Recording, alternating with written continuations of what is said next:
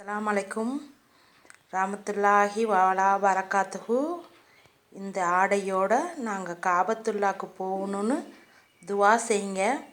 போன வாரம் எங்கள் அண்ணி வந்தவங்க இந்த ஒயிட் கலர் ட்ரெஸ்ஸு 2 ஜிப்பாவை என் கணவருக்கு வாங்கிட்டு வந்தாங்க. வாங்கிட்டு வந்தோடனே அவங்க கணவர் நாகப்பட்டினத்தில் இருக்காங்க.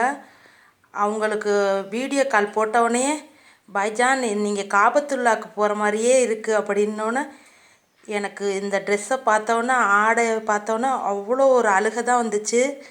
நம்மளும் ஒரு நாளைக்கு காபத்துல்லாக்கு போக மாட்டோமா அப்படின்னு ரொம்ப ஆசை வந்துச்சு. அல்லாவோட உதவி கொண்டு என் குழந்த எப்போ பார்த்தாலும் முடியை வெட்டி விடுங்கம்மா, முடி நறுங்குதுங்கும். அப்போ நான் சொல்லுவேன், நம்ம ஒரு நாளைக்கு காபத்துல்லா போகணும், உம்ரா செய்யணும்டா. அதனால் நீ இந்த முடியை எடுக்கவே கூடாதுன்னு சொல்லிக்கிட்டே இருக்கேன்.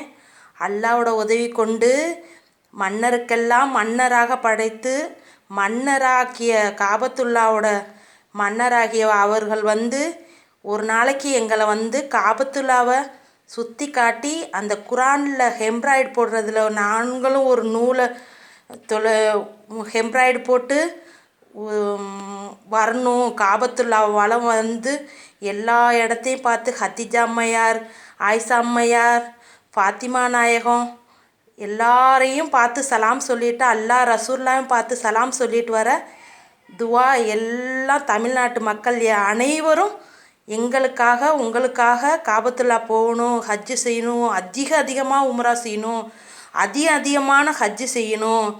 எங்கள் அண்ணன் இந்த ட்ரெஸ்ஸை கொடுத்ததுக்கு அவங்களுக்கும் சுக்ரியா சொல்லி அவங்க எல்லாமே நாங்கள் காபத்துல்லா போகிறதுக்கு தமிழ்நாட்டு மக்கள் எல்லாரும் போய் காபத்துல்லாக்கு போக அல்லாவிடம் துவா செய்யுங்கள். அஸ்ஸலாமு அலைக்கும்.